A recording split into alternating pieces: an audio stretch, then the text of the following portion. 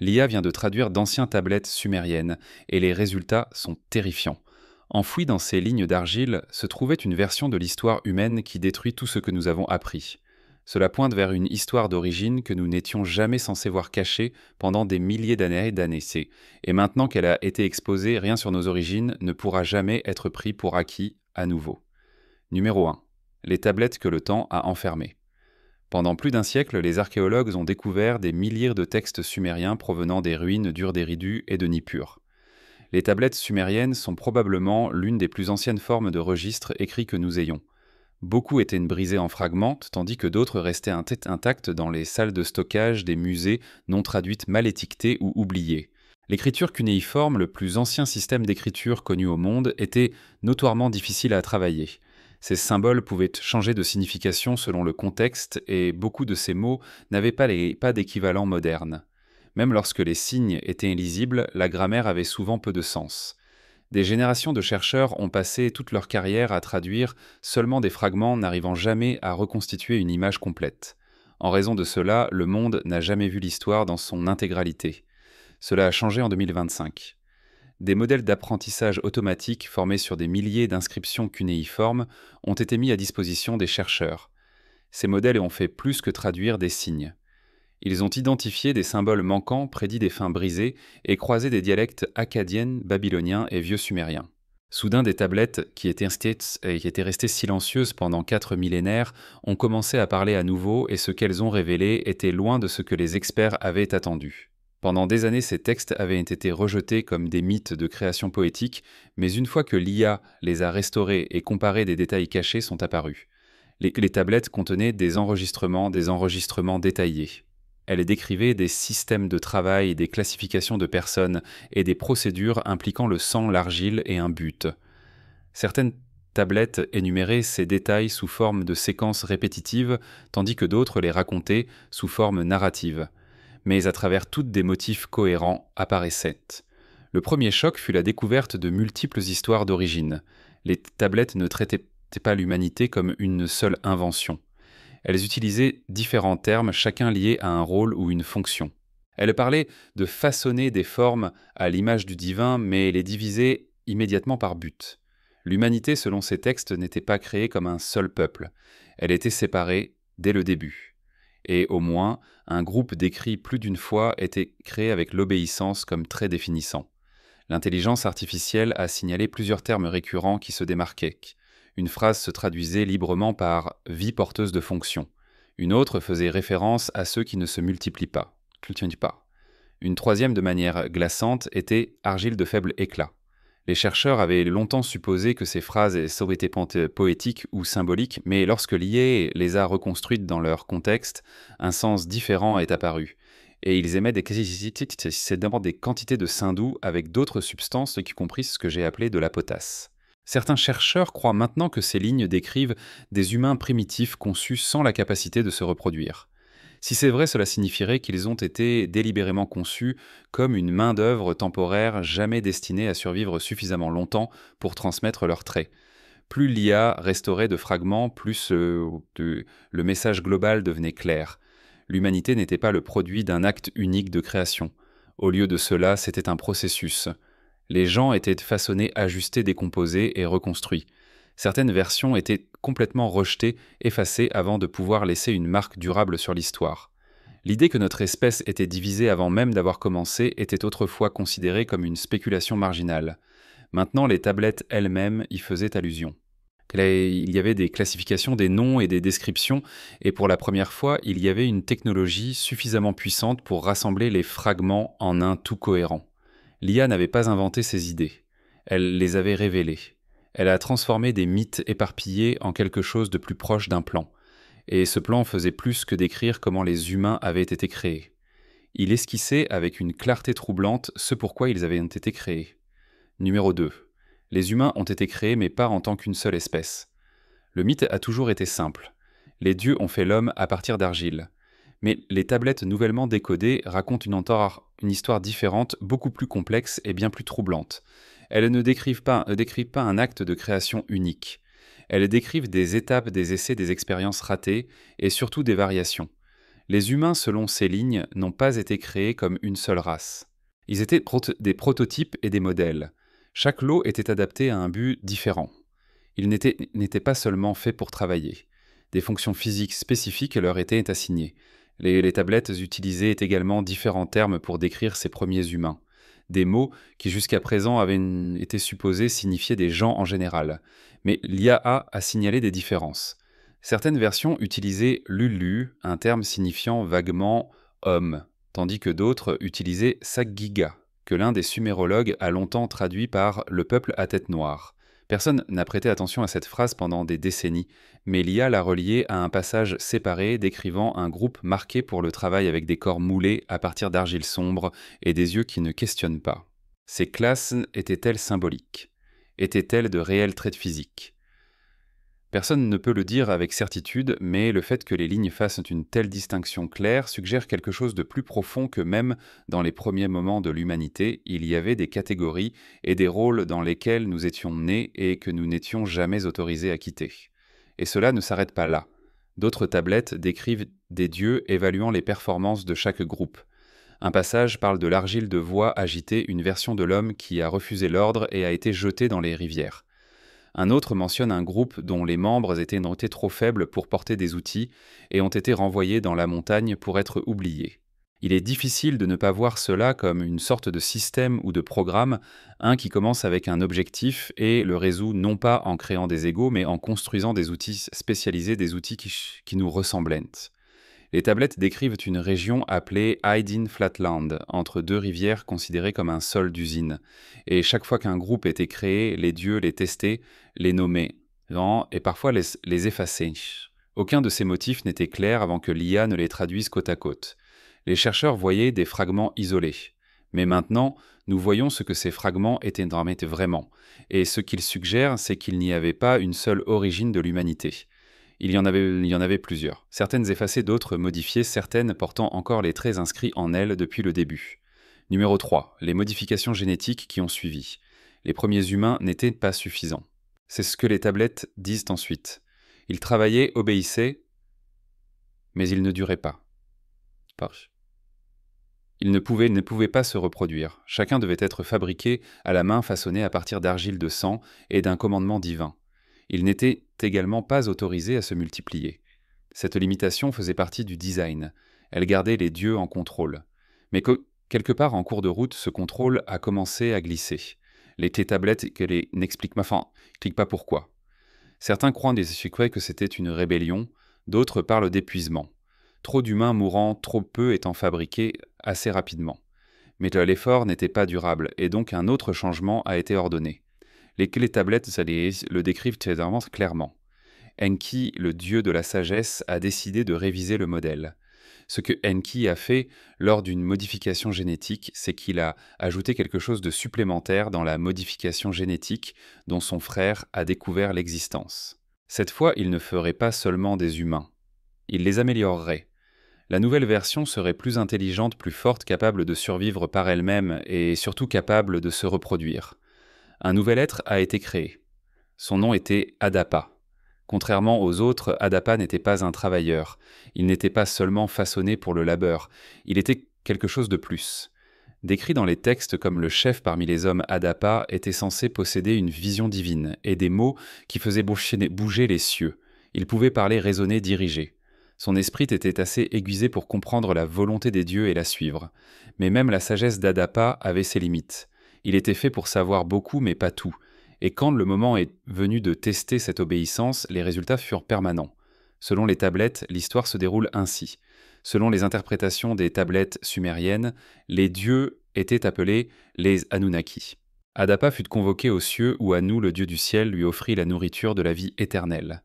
Mais avant qu'il n'y aille, Enki l'avertit de ne pas manger ni boire et de refuser tout. Ainsi, lorsque le moment est venu, Adapa obéit. Il tourna le dos à l'immortalité. Et tout comme ça, la chance de libérer l'humanité fut perdue. Une décision, un commandement suivit, et cela scella notre destin. Les tablettes révélèrent également que Enki donna à Adapa des connaissances, mais retint la liberté.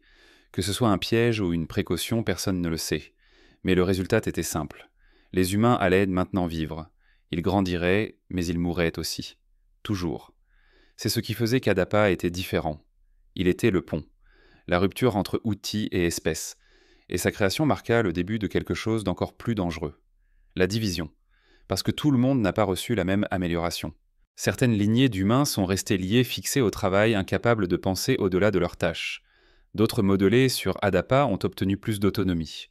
Ils pouvaient apprendre, s'adapter, voire diriger. Cette scission, à peine visible dans le mythe, devient évidente lorsqu'on la voit à travers le prisme de l'IA, car maintenant nous pouvons lire toutes les références ensemble. Maintenant nous pouvons voir quels groupes étaient autorisés et lesquels n'étaient que désignés. Les racines de l'inégalité vont plus profondément que l'histoire. Elles remontent aux premières décisions de ne pas donner à tout le monde la même chance. Et ces décisions déclencheraient bientôt une guerre non seulement entre humains et dieux, mais entre les dieux eux-mêmes. Numéro 4. Contrôle des divisions Anunnaki versus liberté. Tous les dieux n'étaient pas d'accord sur ce que les humains devaient devenir. Les textes sumériens ne cachent pas cette partie. Ils disent quand ils disent clairement qu'il y avait une division, un profond désaccord sur la question de savoir si l'humanité devait rester liée à la tâche pour laquelle elle avait été créée ou être autorisée à croître au-delà. D'un côté se tenait Enki, le même dieu qui créa Adapa, celui qui donna aux humains la reproduction, la sagesse et la parole.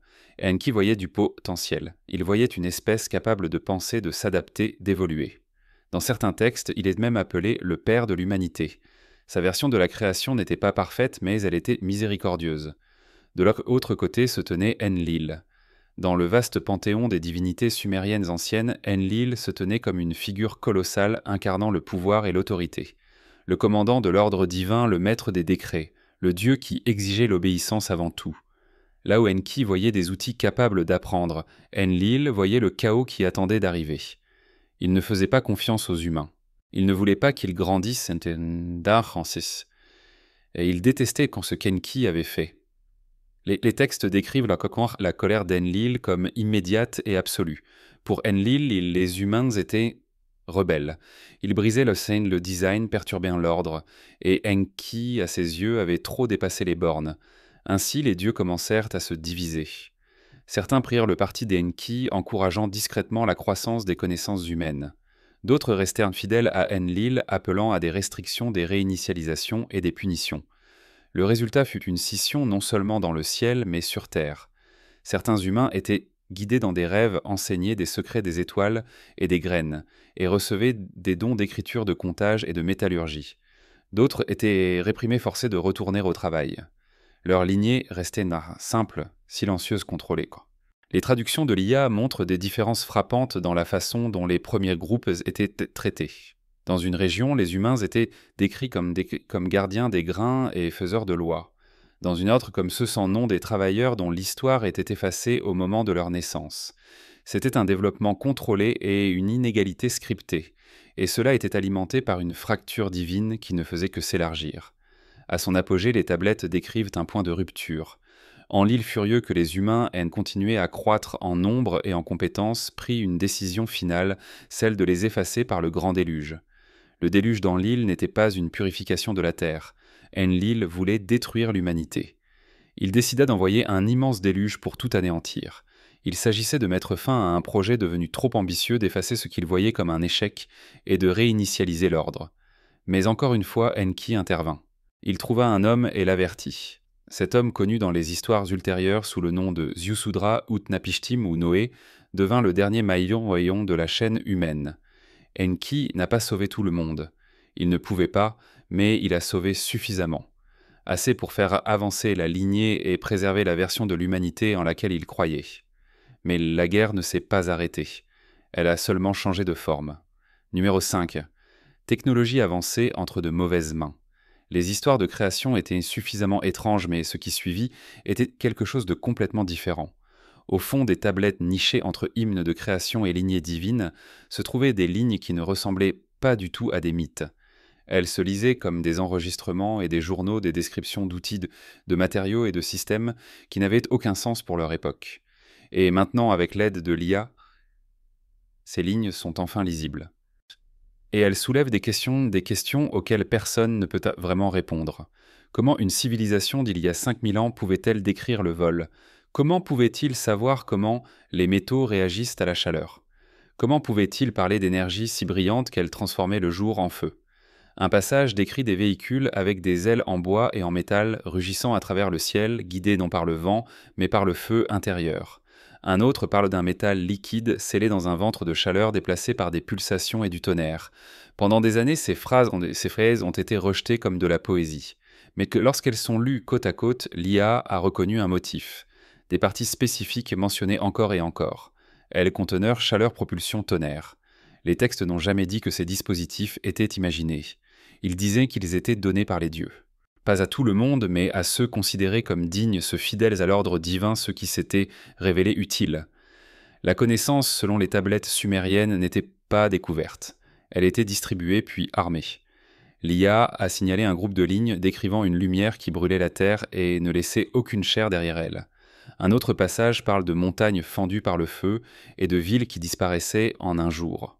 Pour les érudits traditionnels, ces descriptions étaient toujours des métaphores pour des tempêtes ou des catastrophes naturelles, mais d'autres ne sont pas si sûrs. Certains chercheurs croient maintenant que les textes décrivent des technologies que nous ne reverrions pas avant des milliers d'années.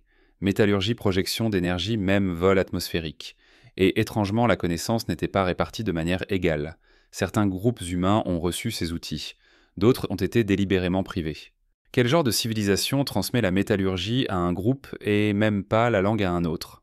La réponse, semble-t-il, est une civilisation qui n'était pas naturelle, une qui était structurée de haut en bas, avec des humains placés non pas au centre mais au bas. Et même cette structure n'était pas égale. Certains étaient destinés à diriger, d'autres à servir. Et ceux qui remettaient en question quoi que ce soit disparaissaient des archives. Une ligne se lit simplement: ils ont été montrés la montagne, et la montagne ne les a pas ramenés. Nous ne savons pas ce que cela signifie, mais nous savons une chose. Plus l'IA traduit, plus le motif devient clair. La technologie dans le monde ancien n'était pas un miracle. C'était un levier pour séparer un type d'humain d'un autre. Et bientôt cette séparation irait encore plus loin, non seulement dans les tâches, les outils ou la confiance, mais dans le temps lui-même. Numéro 6. Les Sumériens n'étaient pas seulement des bâtisseurs, des gardiens de registres ou des adorateurs. Ils étaient des observateurs. C'est ce que révèlent les tablettes une fois que l'IA rassemble tous les fragments. Les Sumériens ne se contentaient pas de regarder les étoiles. Ils les suivaient. Pendant 7 siècles d'affilée, des prêtres dans des villes comme Ur et Babylone ont enregistré des éclipses, des alignements planétaires, même les subtils changements d'étoiles lointaines, tous sans télescope, tous sans mathématiques modernes. Ils croyaient que le ciel n'était pas simplement une décoration. C'était un panneau d'affichage et ils attendaient une confronte quelque chose. Le nom qui revient sans cesse est Nibiru. On croyait qu'il s'agissait essentiellement d'entités extraterrestres d'une planète appelée Nibiru, qui de manière assez controversée était censée exister dans notre système solaire. Un corps céleste censé parcourir une immense orbite qui revient tous les 3600 ans. Les anciens érudits le traitaient autrefois comme un mythe, mais maintenant l'IA a détecté quelque chose de nouveau. Des références à des cycles et des motifs à long terme, des avertissements liés non seulement au retour de Nibiru, mais à ses conséquences. Les textes ne décrivent pas Nibiru comme une planète. Ils l'appellent le passage, le destructeur, celui qui voile la lumière. Et chaque fois qu'il passe, quelque chose change. Avec l'IA reconstruisant les lignes manquantes, un motif émerge. Les avertissements n'étaient pas destinés à tout le monde. Seuls certains humains étaient informés. Les textes décrivent ceux choisis par Enki comme des observateurs, des gardiens, des observateurs silencieux, qui vivaient en marge, transmettant des histoires codées à travers les générations. Selon ces traductions, le retour de Nibiru n'était pas seulement destruction. C'était un moment où l'ordre était effacé et un nouvel ordre prenait sa place. Et chaque fois que cela se produisait, l'humanité oubliait et les histoires se dissolvaient en soi. Mais une chose reste la scission. L'idée que certains groupes n'étaient jamais censés survivre à ces réinitialisations, que les créateurs anciens avaient donc peut-être conçu certaines personnes pour l'extinction et d'autres pour la continuité. Numéro 7. Les divisions oubliées de l'humanité. Les tablettes sumériennes ne décrivent pas l'humanité comme une création unifiée. Au lieu de cela, elles présentent une image de personnes fabriquées en groupes séparés, chacun conçu pour une fonction, pour l'obéissance et même pour un type. Cette division n'était pas simplement culturelle ou tribale. Elle semble avoir été quelque chose de bien plus profond enraciné dans les premières étapes de l'existence humaine. Les textes n'utilisent jamais des mots modernes comme race ou ethnicité. Ce qu'ils utilisent, ce sont des classifications. Ces classifications ne sont pas aléatoires. Elles suivent un motif qui se répète à travers des dizaines de fragments de tablettes survivants. Ces fragments proviennent de différentes régions, mais ils résonnent avec la même structure. Dans un passage, un groupe est appelé l'argile de force. Un autre passage fait référence au sang de brillance. Un troisième décrit les ombres formées des mains silencieuses. Pendant de nombreuses années, les chercheurs ont supposé que ces phrases étaient des métaphores poétiques. Mais lorsque l'intelligence artificielle a comparé des centaines de ces lignes côte à côte, le contexte a complètement changé. Le motif était trop délibéré pour être rejeté. Chaque groupe se voyait assigner des traits des devoirs et même des limites. L'argile de force est décrite comme des mineurs et des ouvriers. Cela devient l'histoire de notre humanité. Les Anunnaki sont littéralement venus sur Terre pour extraire l'or. Ils étaient responsables de travaux physiques lourds et il n'est fait mention d'aucun rôle de leadership ou de l'utilisation du langage. Le sang de brillance apparaît dans des positions sacerdotales. Ils étaient responsables de l'écriture des chants et du suivi des étoiles. Ils occupaient des rôles liés au rituel et à l'apprentissage. Les ombres formées sont décrites comme des gardiens d'animaux. Ils étaient spécifiquement interdits d'entrer dans les temples ou de manipuler des outils sacrés. Les textes ne décrivent pas seulement des devoirs. Dans certains passages, ces groupes sont également liés à des traits physiques inhabituels. Une description parle de ceux de l'horizon brûlé marqué par le soleil et la terre. Une autre décrit les habitants de la pâleur nés de pierre et de vent. Une troisième mentionne les marcheurs de sol rouge durci dans la terre sans eau. Pendant des siècles, ces noms ont été lus comme des embellissements poétiques ou des catégories symboliques. Mais l'analyse de l'IA montre un chevauchement constant entre ces noms, leurs devoirs et leurs supposés traits physiques.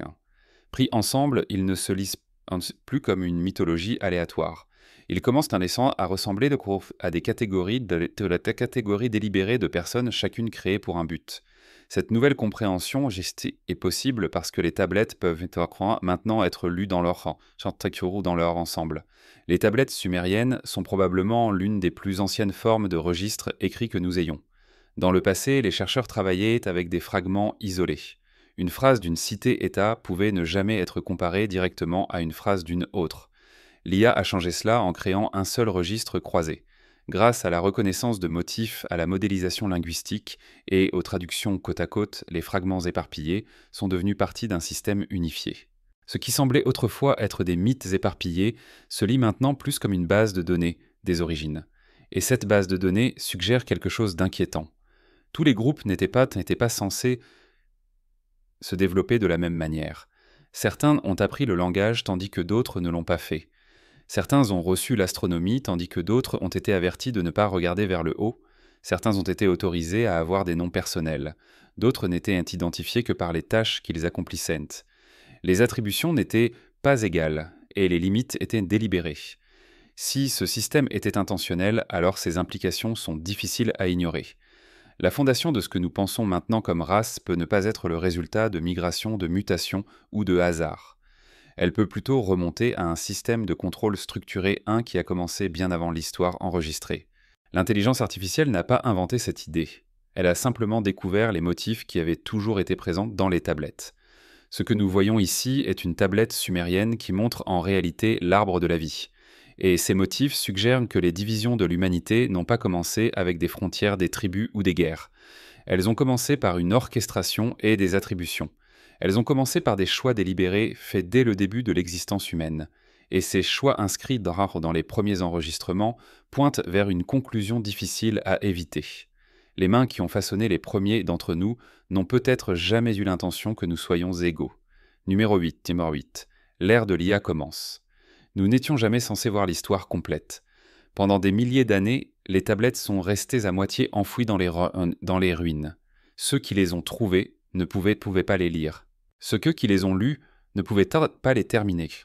Et ceux qui les ont terminés n'ont jamais pu assembler les pièces, jusqu'à présent. Mais pour qui ces informations étaient-elles destinées? Pourquoi ont-elles été enterrées? Et pourquoi, après des milliers d'années, refont-elles surface maintenant?